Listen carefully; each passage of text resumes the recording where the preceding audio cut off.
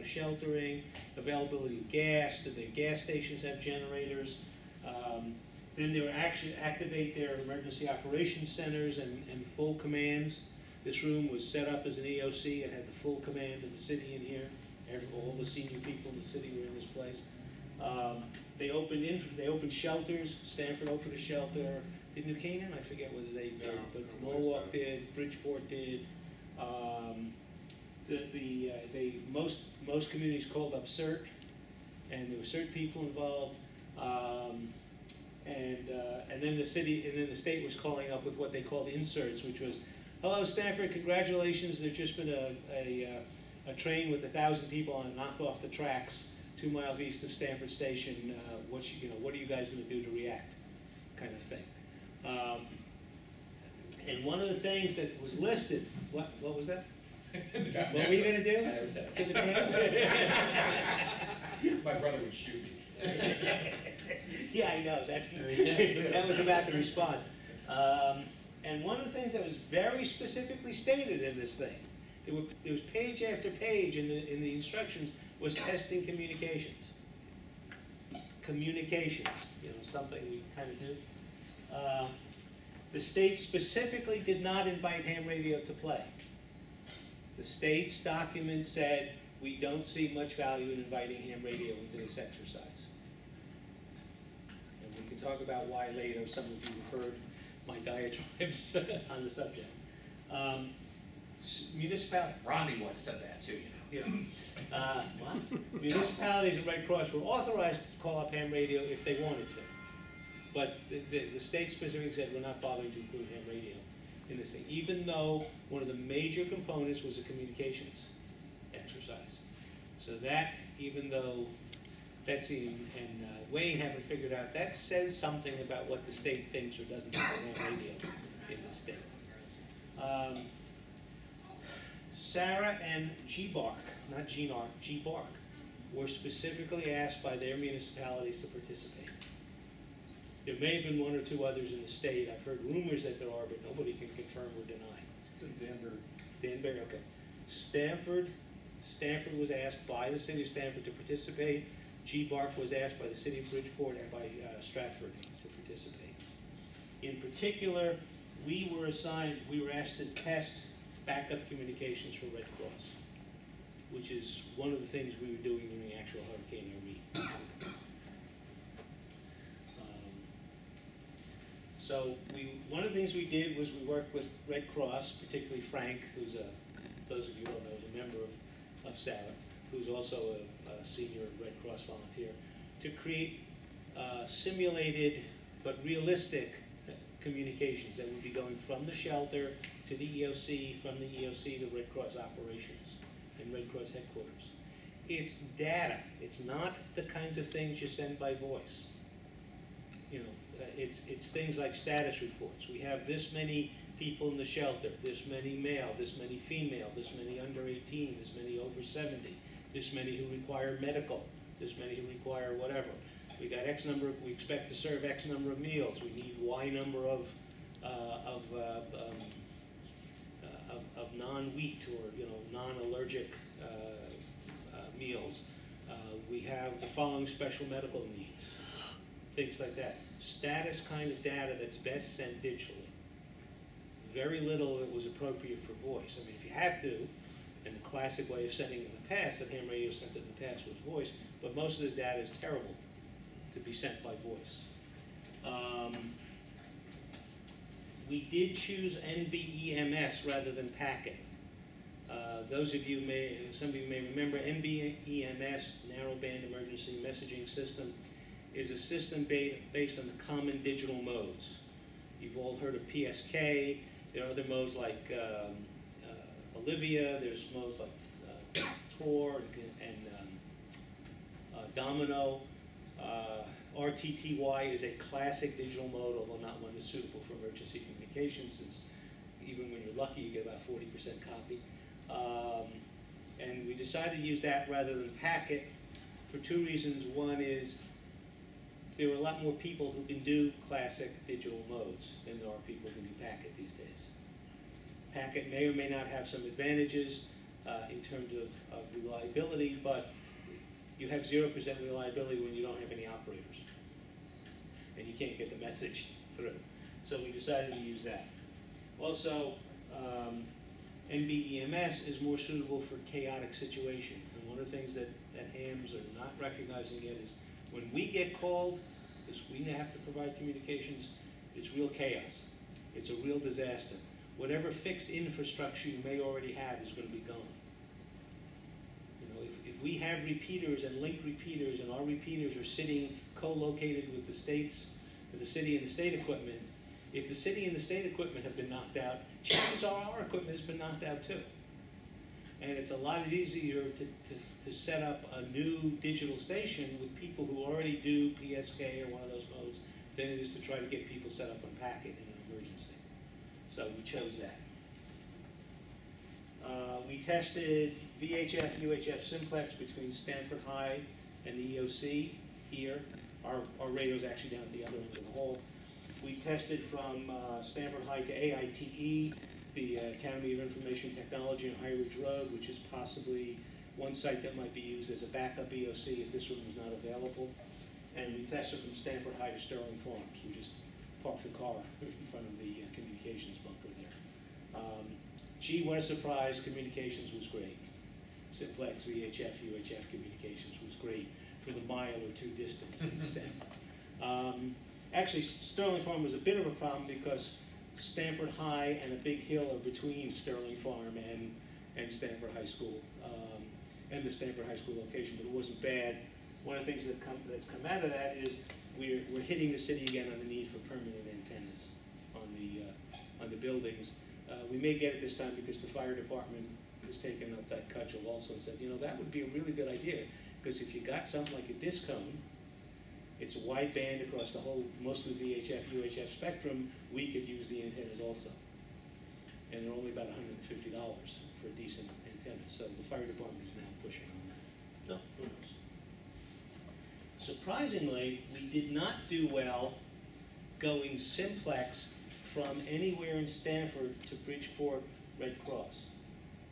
And we believe that the answer, that the reason why, is because of the location of the antennas. The various antennas in Stanford were at about 100 feet ASL. There are ridge lines that run through Westport, north-south through Westport, and north-south through Fairfield that are at about 100 or 125 feet ASL. And then the antenna at Bridgeport Red Cross is only at about 50 feet above ground. So we think it just couldn't hear. It just literally couldn't see. Remember, VHF, UHF is mostly line of sight. And we could not connect at all. We could hit the Bridgeport repeater, fine, but the Bridgeport repeater is up on a hill. The antenna is at something like 250 feet above sea level. The problem is that FM analog voice repeaters are not very good for digital work. They're just not. Among other things, digital work is back and forth, so you get the damn courtesy tones. And the software hears a tone, it says, oh, that's part of my signal. Wait a minute, my check digit doesn't work out. My checksums don't work out. The timeouts on the repeaters. 3-minute timeout, most digital transmissions have a problem with a 3-minute timeout. And then you get the person who gets on the air, anybody talking on this repeater right now? I mean, there's this noise coming out. You can hear that there's this noise, and you get people go, what's that noise? What's that noise? And they blow your transmission all to hell. So that's a real problem. John, is it feasible to look at that and say, well, if we needed to talk to Bridgeport, we need to locate someone to relay in Westport? Yes, and that's one of the possibilities. There are... As bizarre as it sounds, Huh? as bizarre as it sounds, even a suboptimal 80-meter configuration will get you virtually across the state. I talked to Bill Smith up at Stratford, or basically on the other side of Bridgeport, consistently at 80 meters at S9 plus 20. It's a lot to put up an antenna for. I know, but a couple of low-mounted, trapped out. Well, as usual, he's playing straight man. Because obviously Bridgeport to Farmington, you can't do VHF, UHF. We did look at we did try the VHF, UHF linked repeater system. For those of you who don't know, Aries maintains a system of a couple of repeaters that are linked together by radio, which in theory you can communicate across the state. The two nearest to us are in Danbury and West Haven, and on a good day, there's maybe a 5.5 signal between here and Danbury. On a bad day, it's about a 4.5, 3.5 kind of signal. But it's doable. The problem is, it's not very practical for any sort of communications, other than a quick, "Hey, Fred, how you doing?" kind of thing, or if Echolink kind of communications, because you're tying up other repeaters. So if you're trying to use Danbury is, and then there's another hop to Farmington. So Danbury, and I forget what the other hop is. If you're trying to talk on that link repeater system, there are other people trying to use that link, trying to use that repeater. And they're going to interfere with you. They're going to interrupt you, or you're going to interrupt them. You're starting to compete for a very narrow amount of bandwidth. But we are going to try the Connecticut Aries as a packet network relay station. I think that's going to fail for the same reason. I'll tell you more in a minute. Or we're going to try HF with NVIS, near vertical incident skywave antenna. An antenna low to the ground, an antenna that's less than 1/4 wavelength above the ground will tend to transmit straight up. The closer it is to the ground, the more it transmits straight up. The military uses that, commonly uses that, for communications in a 50 to 100 mile radius.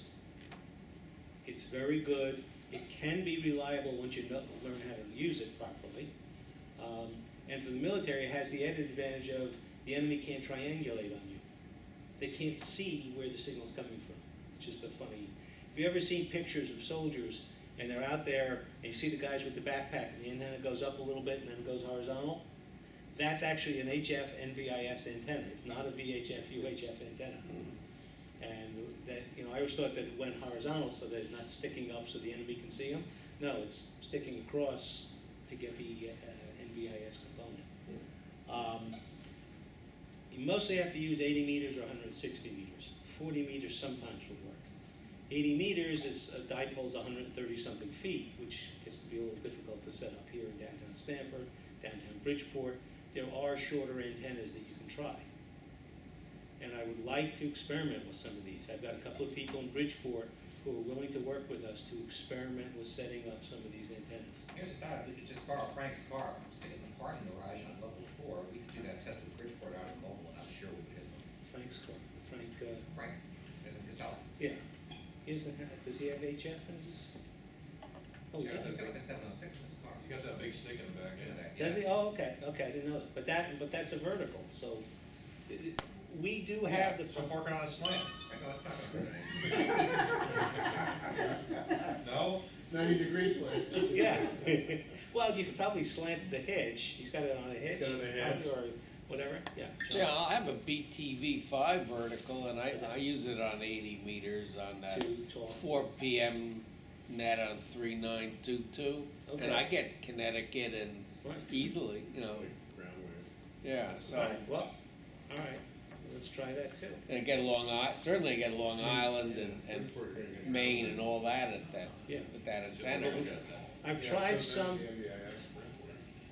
Yeah, we tried a couple of contacts into Bridgeport so far and done okay. We're not sure if we're really doing NVIS or not, but we've been able to talk to each other into Bridgeport and If Stratford. you want to try it, Yeah. Huh? We will do it today. Yeah, right, 5KW. You're gonna need a Honda generator, a slightly bigger Honda generator. What do you call it? QST just had an article this month for a 48-foot-long, 80-meter NVIS antenna. So we're going to try building that. We're going to try some other things. One thing that I know will work is, with the TAC-10, anybody ever seen the TAC-10? Yeah. One of those up on the roof of this building will work fine to talk to Farmington. But I never tested that, as you all know. I never was up on that building. Doing that. Anyway. We really want to try these other antennas. We want to try doing testing of various types of antennas for that kind of communication. And I'd like to get some people to participate. I think it could be fun to try to do, it's something different than sitting there, calling CQ all the time, just to try something different, experiment, learn something new. If anybody would like to participate, I'd love it. And at some point, we're gonna have to send some people up to Farmington. They make a trailer hitch mount that has a thing you can put a mass in it. Yeah, Or you yeah, put a beam.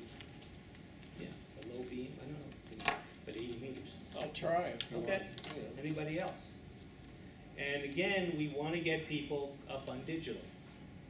The more you practice on some of on the digital stuff, then we can use these kinds of capabilities.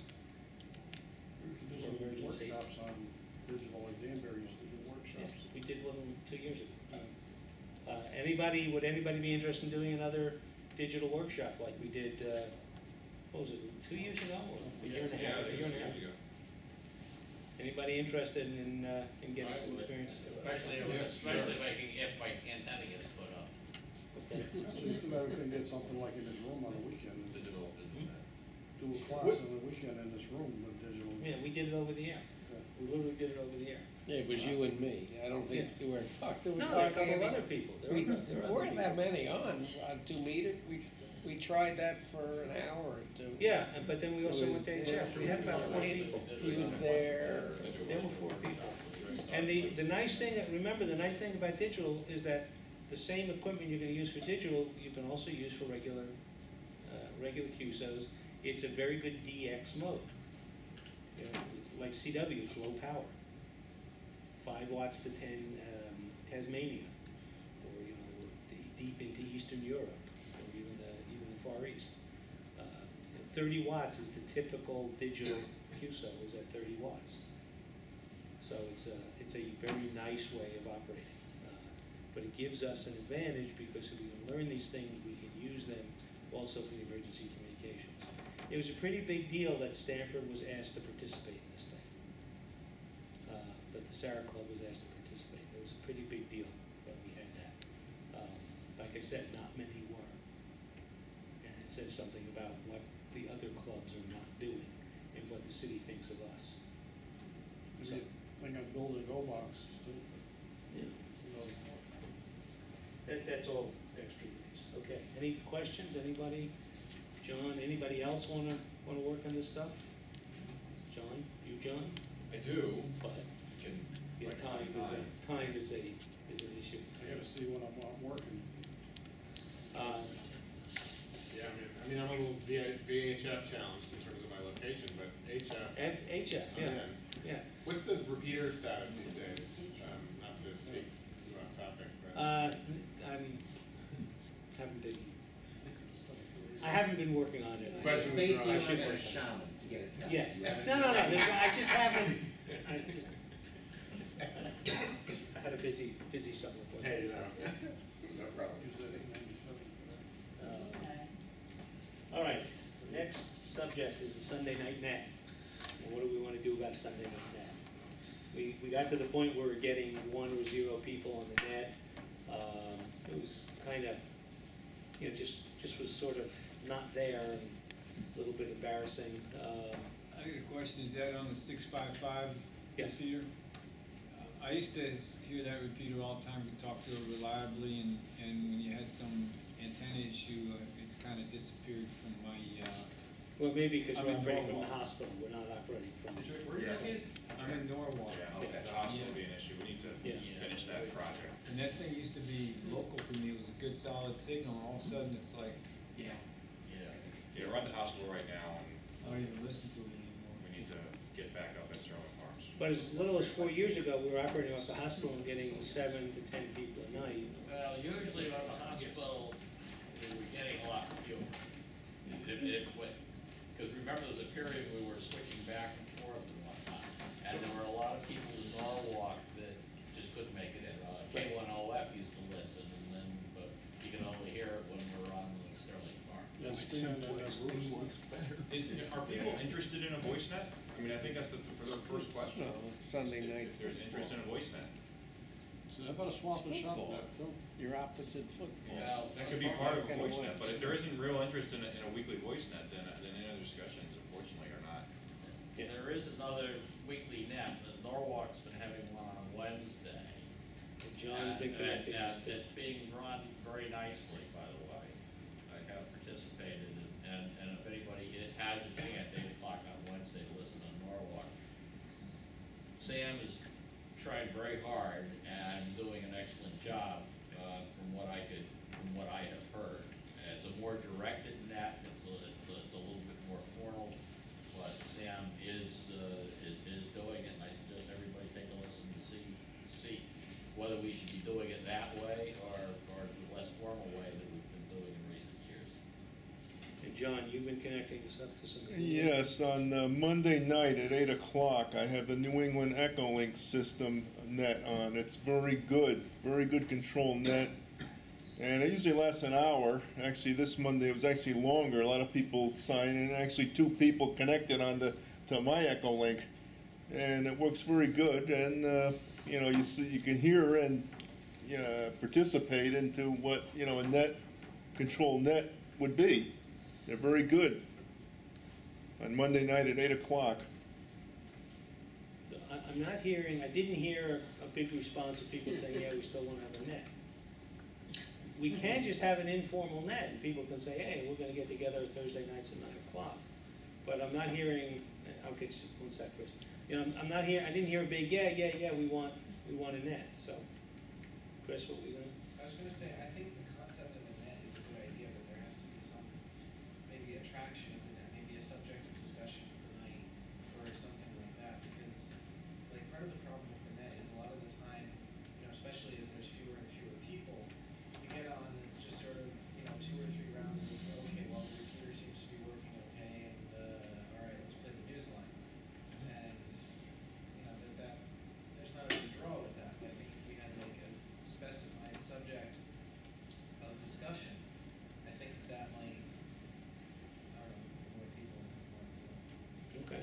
That's why I think people should listen to the Norwalk Wednesday night and see how they like that. In a different day than the Sunday. Yeah.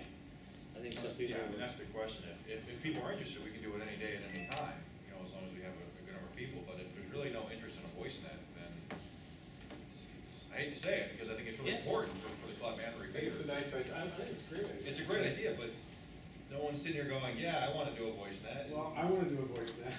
No, Okay. Beacon, no, But Beacon I can't doesn't still sound do like it, that. Peter Pan, because I can't stop the repeater. Everything left satellites. So, So why are you saying that? No, He's talking, yeah. you're interrupting him talking to say Mount Beacon has a satellite net. So first you're interrupting him, and secondly, satellite net is irrelevant to us. Okay, finish your statement, no, because I didn't hear it. I mean, I think it's a great idea. It's actually how I got introduced to the club, was through the net. It was a Okay. brand new licensed ham, picking it up on my HT, and I had to drive up to Waveney to do it. Actually, Tony was with me, I think. I had to drive up to Waveney to, get it from the parking lot up there with my 5-watt HT. But I mean, I think it's a great idea, and I would, for an hour later, and I could hit the repeater, I'd be, very happy about that. So. What day would people like? I mean, should we keep it on Sunday, move it to 9? Should we move it to some other day? Sundays are fine with me. You don't like something. That's visual boring. What was that? People are going back to school or work. Sunday nights are really boring. Yeah, I mean, I commute, so weeknights are a little tough for me, unless it's like really late, like, 10 or something like that, which starts to get kind of late. But, I'm okay. You don't like Sundays, Adam? Yeah. But they're like the best ice cream ever. Maybe we'll do a poll online, for Yeah, the we can do it. mailing list, Okay. what's your favorite day, what's your favorite time slot? And, I mean, we've heard twice now, people said, well, I'd love to get on a net, but I can't hit the hospital from my house. Of course, Terry and I would say, we'd love to get on net, we can't hit You can't hit Sterling Farms from our house. Exactly, that's about 2 blocks from our house, that's all right. So I think we need to make that a priority, and then maybe we can put an announcement on the repeater that we're gonna have a net, join us for a net at whatever day and time it is. Yeah. Easy for us, honestly. And probably not until we have the Sterling Farms thing up, so we've got a little wider pool available. Do we have is there any interest in other kinds of nets? Should we do something like the digital net? Should we do, I don't know what? It could be an educational net, maybe, some topic, as you say, some topic that, we get, and have a different person discussing it each week or something. Well, I think the idea of having some structure and content's a good one. I've listened to Sam's notes. He comes up with some, you know, He has some good ideas. he's got some good ideas. Sometimes the topics are a little lame, but at least, but it does spark Yeah. discussion.